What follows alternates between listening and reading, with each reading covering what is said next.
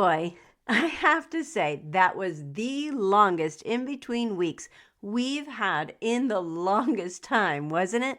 I think I've had more cheese and champagne than any human should.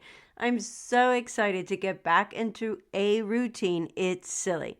If you feel that way too, then this episode is perfect for you.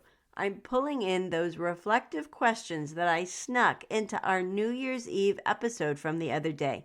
And I'm giving you the perfect way to easily implement your dreams and goals for 2026.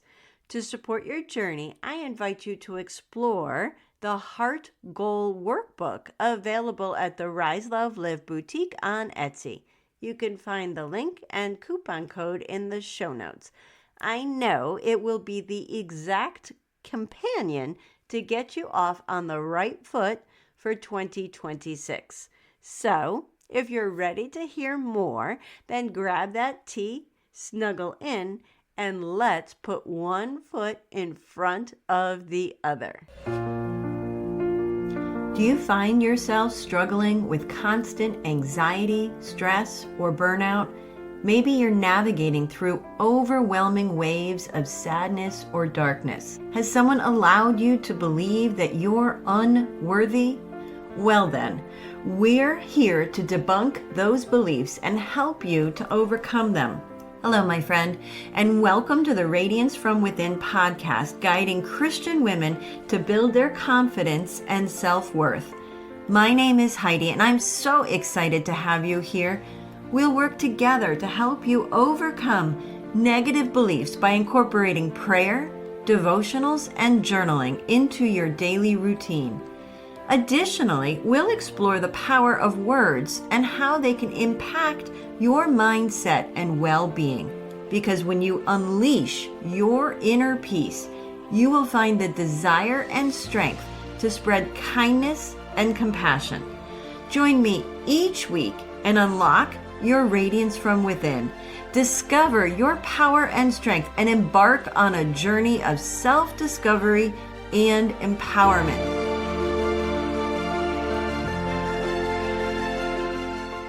Hello, beautiful. On New Year's Eve, we planted a tiny seed for ourselves. We walked through a beautiful poem, explored ways to hold on to love, and we reflected together. We planted that seed with a few questions. I asked you to take a moment to think about your dreams for 2026. Where do you want to go? What do you want to accomplish? Or perhaps there's something you want to change or let go of. What does your path, your journey look like?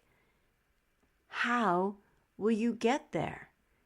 And most importantly, how will you take care of yourself along the way? Some of you will take those questions, reflect on them, journal, create a plan, set goals, milestones, and off you go.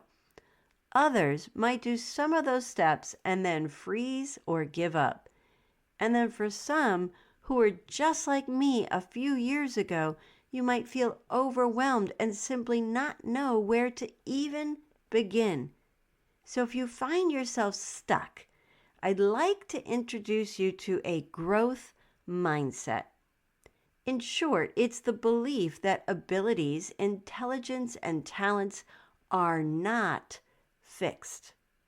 They can be developed through dedication, hard work, learning from mistakes, and perseverance. Challenges become opportunities for growth rather than limitations. And there are key characteristics of a growth mindset that I'd love for you to understand and embrace. Remember, you too can learn to develop a growth mindset and make 2026 an incredible year just by putting one foot in front of the other. Are you ready? Okay. Having a growth mindset means seeing challenges as chances to learn and grow. It means sticking with it through setbacks and knowing obstacles are temporary. When you hit a roadblock, you work through it.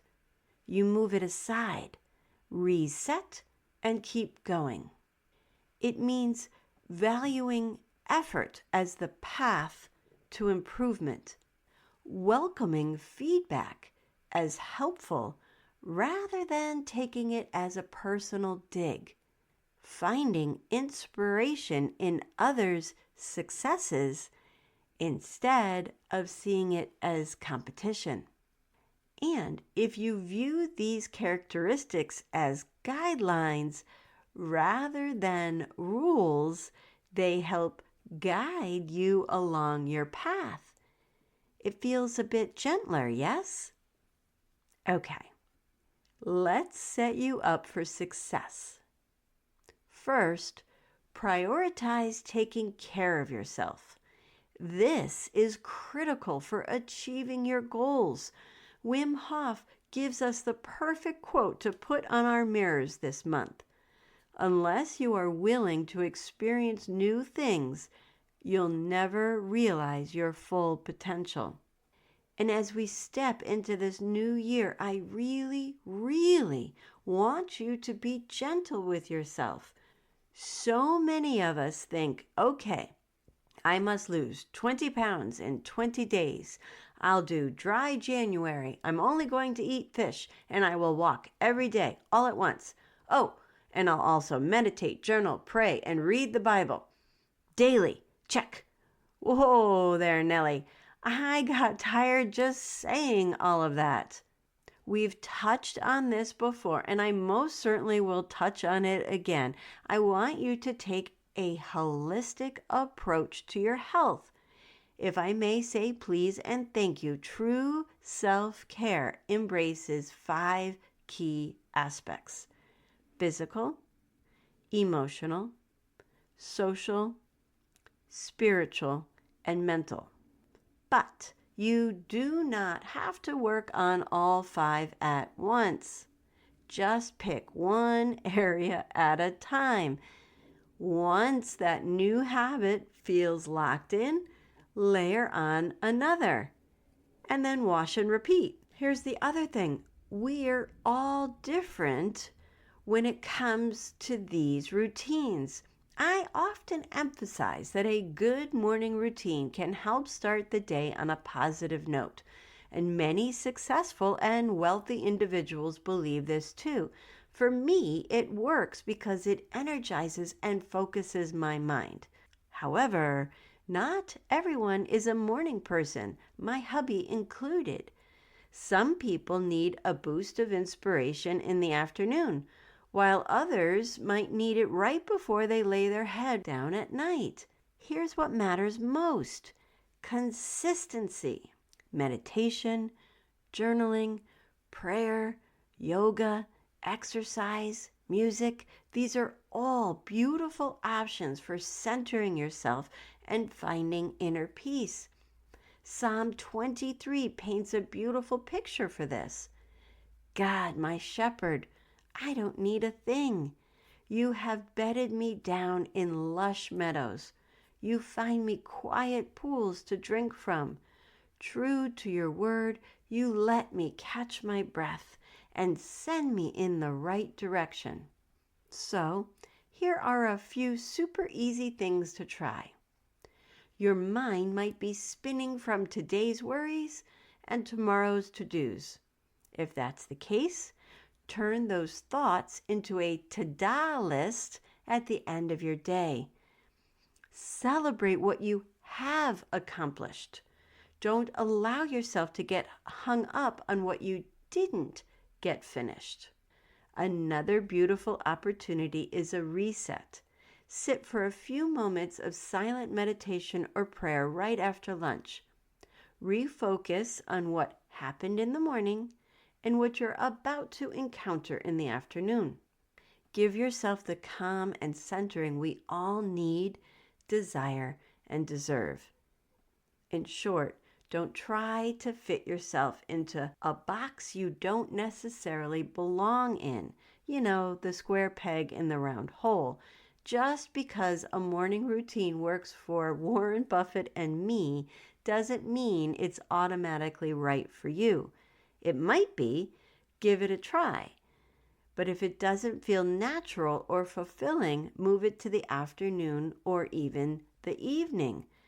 For self-care to work, it has to work for you. Otherwise, you're just going through the motions. Make sense? Okay. Now for step number 2, implementing our goals.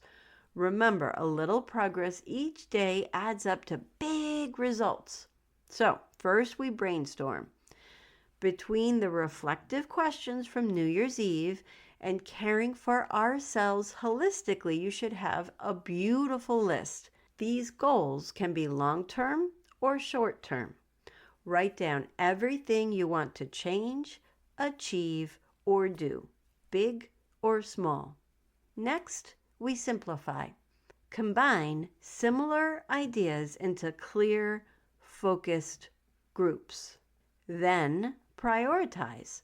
Circle what matters most. Rate each one from 1 to 3, with 1 being the highest priority. Now it's time to make a plan.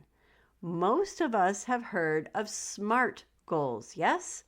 Well, today I want to walk you through creating goals with heart. H is for honest. Be truthful with yourself. Is this goal right for you? Is it consistent with your hopes and dreams? Does it align with your core belief system? E is for exact.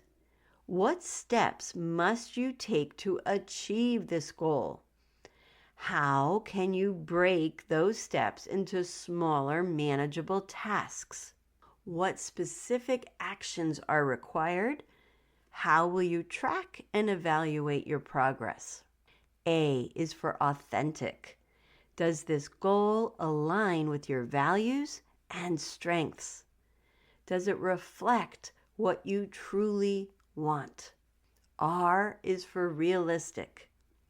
Is this achievable alongside your other responsibilities? Do you have the time, energy, and motivation?